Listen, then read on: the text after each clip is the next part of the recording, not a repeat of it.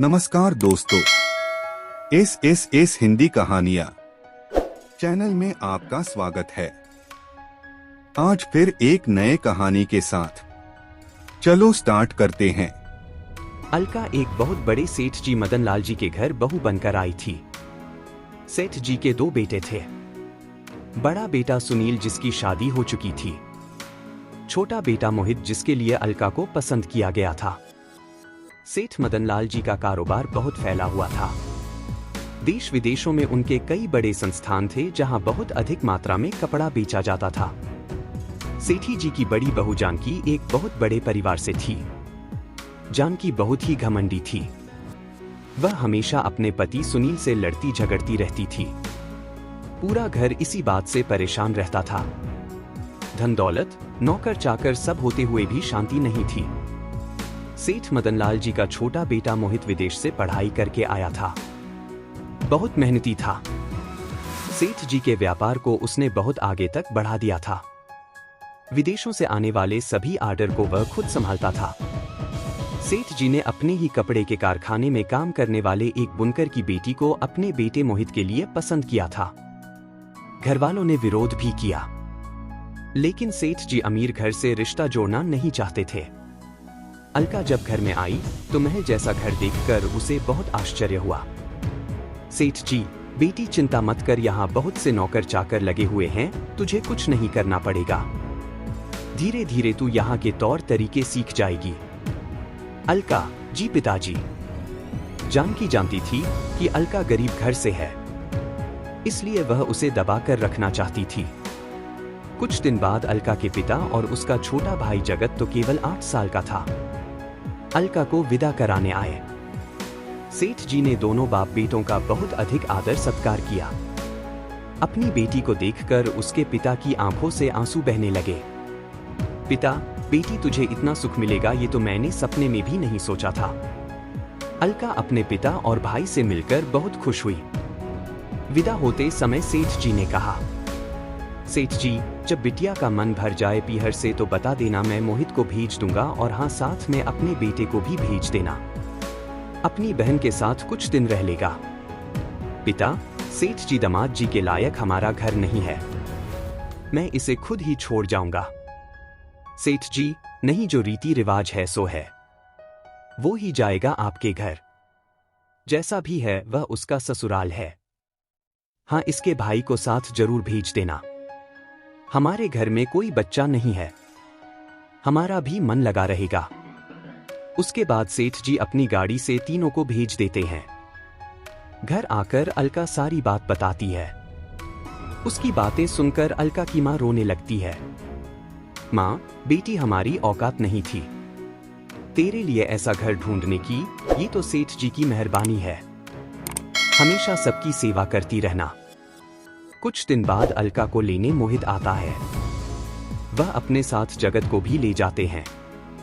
अलका और जगत का स्वागत होता है। जगत को सब बहुत प्यार करते हैं, लेकिन जानकी उससे बहुत बैर रखती थी।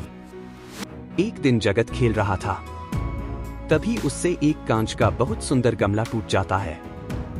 कांच पूरे फैल जाता है, जिसके कुछ टुकड़े जगत के पांव में भी लग जाते हैं। यह देखकर जानकी बहुत गुस्सा होती है। जानकी, जाहिल गरीबों, पता भी है कितने का था ये गुलदस्ता जिसे तोड़ दिया। अलका, तेरा बाप पूरी जिंदगी भी हमारे कारखाने में काम करे तो भी इसका दाम नहीं चुका सकता। अलका, दीदी बच्चा है, गलती हो गई, माफ कर दीजिए। अलका जल्दी से जगत को गोद में उठाकर अपने कमरे में ले जाती है। उसके पैर से कांच निकालती है। जगत को बहुत दर्द हो रहा था, वह जोर जोर से रो रहा था। यह सुनकर जानकी का गुस्सा 7वें आसमान पर पहुंच गया। उसने जगत को मारना शुरू कर दिया। अलका उसे बचाती रही, लेकिन जानकी ने नहीं छोड़ा। जानकी, कहां से भिखारी इकट्ठे हो गए हैं? अलका जगत के पैर में पट्टी बांधकर उसे चुप कराकर सुला देती है। शाम को अलका बाकी सबके आने से पहले एक गाड़ी में बैठकर जगत को अपने पिता के घर पहुंचा आती है, जिससे कि बात ज्यादा न बढ़े। शाम को सेठ जी जगत के लिए मिठाई लेकर आए थे, लेकिन जगत को न पाकर वे दुखी हो जाते हैं। घर के नौकर उन्हें सब बता देते हैं। सेठ जी जानकी से बहस नहीं करना चाहते थे। इसी तरह समय बीत जाता है। अलका एक बेटे को जन्म देती है, जिससे सेठ मदनलाल जी की खुशियों का ठिकाना नहीं रहता, लेकिन जानकी का गुस्सा 7वें आसमान पर था। बच्चे के नामकरण का दिन आने वाला था। सेठ जी ने अलका के घर वालों को न्योता भिजवाया। समारोह से एक दिन पहले जानकी ने एक नौकर के हाथ से अलका के घर संदेशा भिजवा दिया कि बच्चे के लिए चांदी का पालना लाएं। अलका के पिता बहुत परेशान हो गए। उस समय जगत 10 वर्ष का हो चुका था। जगत, पिताजी छोड़ो, दीदी के घर जाते ही नहीं है। पिता, नहीं बेटे, सब उसे ताने मारेंगे, जाना तो पड़ेगा। जगत, लेकिन पालना कहां से आएगा? पिता, बेटा एक काम कर, लकड़ी का ही पालना लेकर चलते हैं। उन्होंने रख लिया तो ठीक है, नहीं तो वापस ले आएंगे। दोनों बाप बेटे बहुत से उपहार लेकर समारोह में पहुंच जाते हैं। सेठ जी और उनके दोनों बेटे उनका बहुत स्वागत करते हैं। जिस समय बच्चे का नामकरण होना था, उस समय बच्चे को पालने में लिटाना था। चांदी का पालना न देखकर जानकी बहुत गुस्सा हो गई। जानकी, तुम्हें यही लकड़ी का पालना मिला था हमारे कुल दीपक के लिए। मैंने कहा था चांदी का पालना लाना। यह सुनकर अलका के पिता बहुत दुखी होते हैं। पिता, बेटी हमसे जो बन पड़ा वो ले आए, हमें माफ कर दो। सेठ जी, समधी जी, आप क्यों माफी मांग रहे हैं? जानकी, तुम्हें जो कुछ कहना है मुझसे कहो। वे बेचारे कहां से लाते चांदी का पालना, और तुमने इनसे कहा ही क्यों पालना लाने के लिए? अलका पूजा के स्थान पर बैठी अपने पिता और भाई की बेइज्जती देखकर रो रही थी। जानकी, वाह पिताजी, जो रिवाज है वो तो करनी ही पड़ेगी। सेठ जी, चुप हो जाओ बहू, सब मेहमान जुड़े हैं। मैं अभी चांदी का पालना मंगा देता हूँ। जानकी, नहीं पिताजी, पालना तो मायके से ही आता है। जगत को बहुत गुस्सा आ जाता है।